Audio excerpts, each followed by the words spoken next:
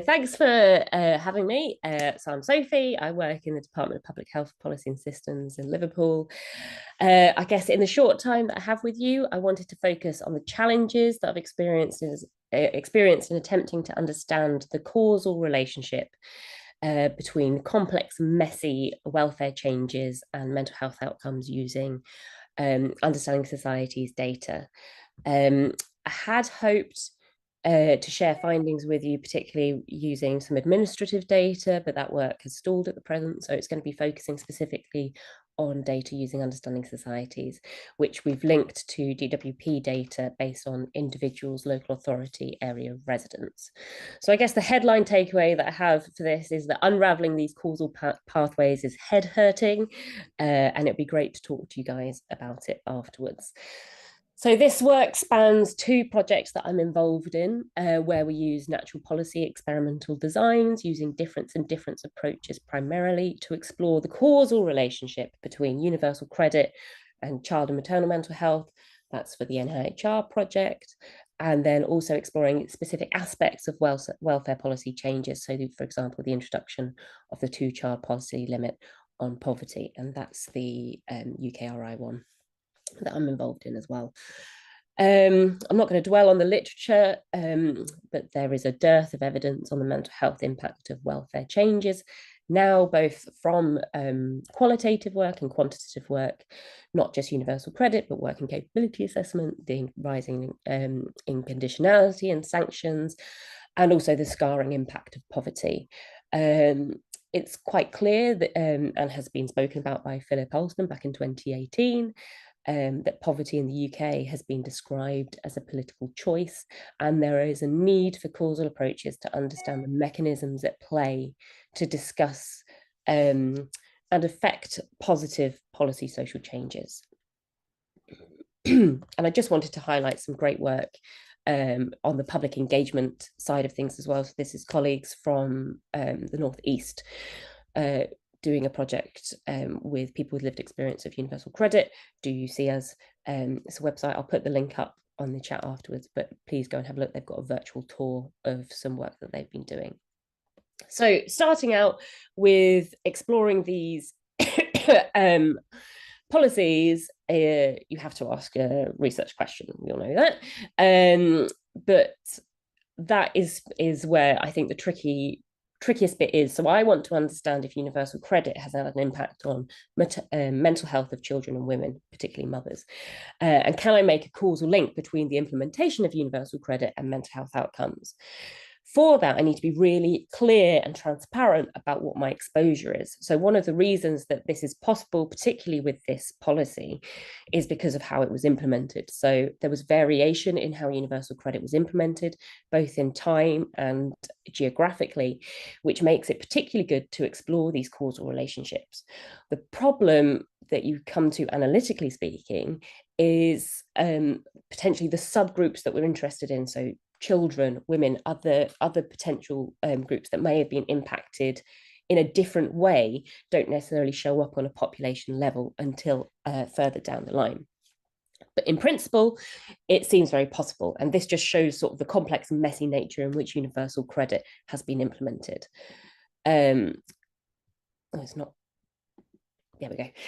The data that both projects use to explore this is Understanding Societies, which is a rich data source. It's got 40,000 households on both health and non-health related factors at both individual and household level. And with special license agreements, you can link these to area level factors, which is how we've linked it to the Department of Work and Pensions data for numbers of people in somebody's area that have been exposed to universal credit. And if it'll let me click, there we go. So just make sure I haven't clicked twice. There we go. So the plan for my universal credit project is to not just look at the whole population mental health effect, but to also look at lone and coupled parents mental health impact and children of lone and coupled parents, particularly mothers. We also want to look at people with disabilities and caring responsibilities, and also a comparison between under 25s and over 25s, as the policy also discriminates based on age. So under 25s get a lower amount. And then with the 2-child limit analysis, we're interested in exploring the poverty risk for larger families as a result of moving on to that, as a result of the 2-child limit. So the challenge with both of these, and I guess I think it's the most important part of this kind of design, research design, in my mind at least, is ensuring that I am capturing what I think I'm capturing, and I'm capturing the policy accurately. We know that within survey data, across the board, there's an underreporting of benefits, and that is also true of understanding societies, which this sort of graph highlights. And one method to overcome this within understanding societies is to link it to DWP, based on their areas, which I've described earlier. But the first challenge is to identify a strong and valid proxy measure of the likelihood that a person is eligible for universal credit. And the second challenge is identifying an appropriate comparison sample. But both studies defining this has been the biggest headache. So knowing that there is an underrepresentative in the data set and trying to find an appropriate definition to capture this in order to capture the true causal effect is fundamentally important. And I'll show you why with a concrete example in a few slides' time. So we've decided for both projects to take broadly 2 approaches. The first explores the actual reported data, so using both people that have reported receiving universal credit alongside people that report one of the 6 legacy benefits that did transition to universal credit as our exposure of interest. And then you link this with the DWP data. And we make an assumption that once UC is available in someone's area, they will have moved to UC. So that's based specifically on those legacy benefits group.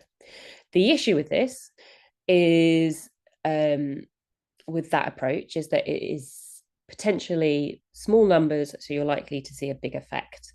And then the issue with the further issue is in defining the comparison sample. What's the appropriate comparison sample that is the most similar but different enough to not be impacted by the policy?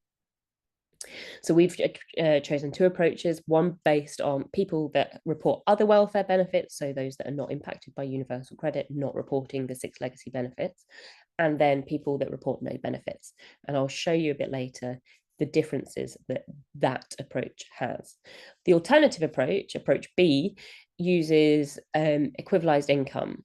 And this approach is designed to try and deal with the underreporting within understanding societies. So we basically take the reported people on UC, people that have reported being on UC, and look at their income distributions and then apply a threshold to try and capture the most people that report UC, but put that back out onto the population to within understanding societies to try and identify an appropriate income threshold and apply it to a whole sample to capture others that may be missing or not reported. And when it's linked to the DWP data, you can make an assumption that these people are eligible for universal credit. Well, this will likely overestimate the number of people impacted. This is further complicated by identifying an appropriate comparison group. So if you use the same sort of approach by looking within the data at people that have not reported universal credit and taking a similar threshold, there will be people that will sort of merge between the two. So for example, I think for lone parents that are on universal credit, say that income is around 13,000. If you look at lone parents that don't report universal credit, maybe it's 19,000. But you will still have people on universal credit that are up to 19 and people that are not on universal credit that are lower. But it's an approach, and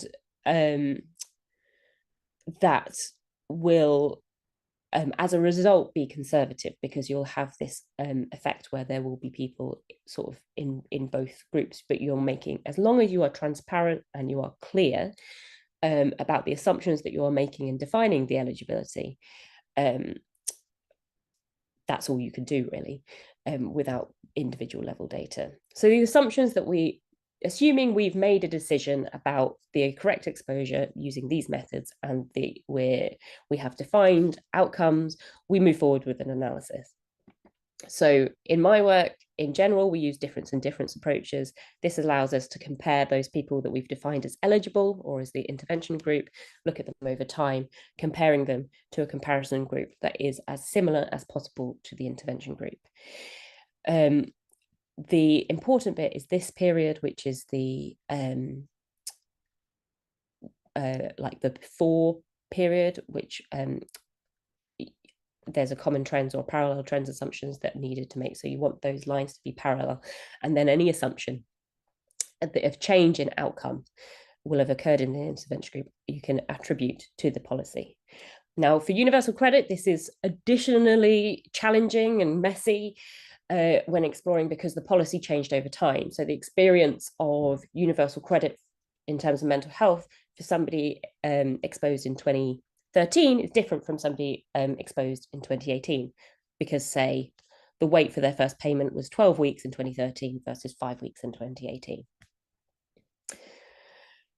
So here, this was the reality in highlighting why it's really important to be clear and why we define. So this is approach A. So this is where we can change the comparison sample.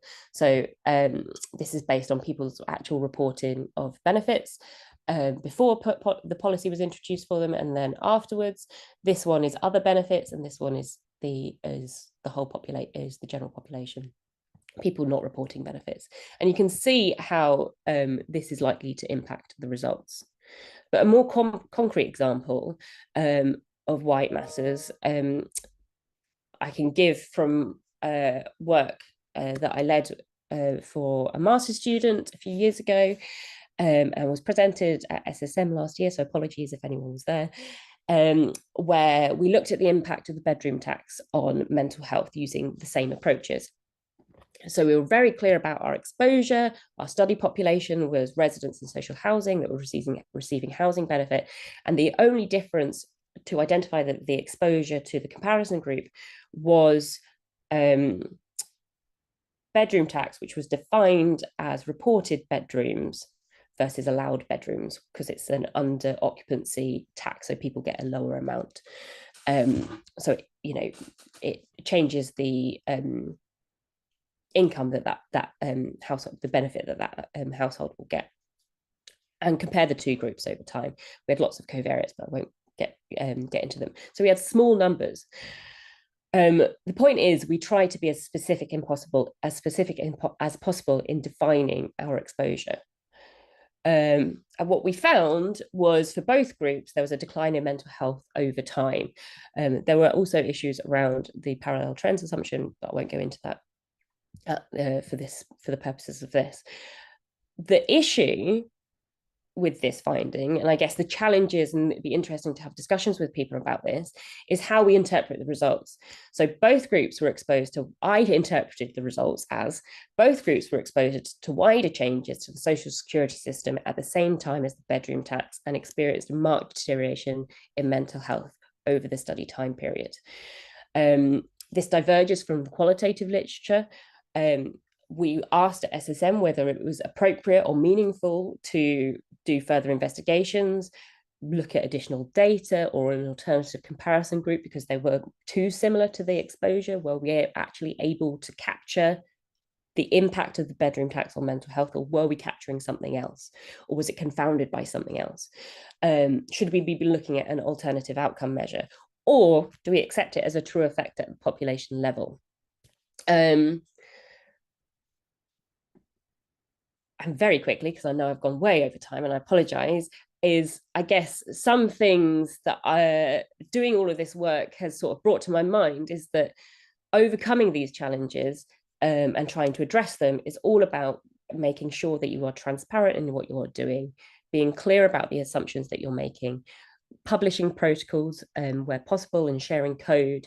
And I think even when it's quantitative data, our positionality matters, because somebody that was, I suppose, the reasons we ask the questions that we ask comes from a position, and I'd really love to talk to people more about that. I think the overwhelming thought is that we need to do a better job collectively at being clear about defining things from the outset, and understanding that defining and understanding our exposure to understand the causal mechanisms to mental health, particularly when we're looking at children and women and other sort of vulnerable groups. We need to spend a long time thinking about the mechanisms to be clear. I'm not making a very good lasting statement here, but we need to be spend more time at the beginning of projects thinking about these things, conceptualizing them in order to make causal assumptions to be confident in our results. Thank you.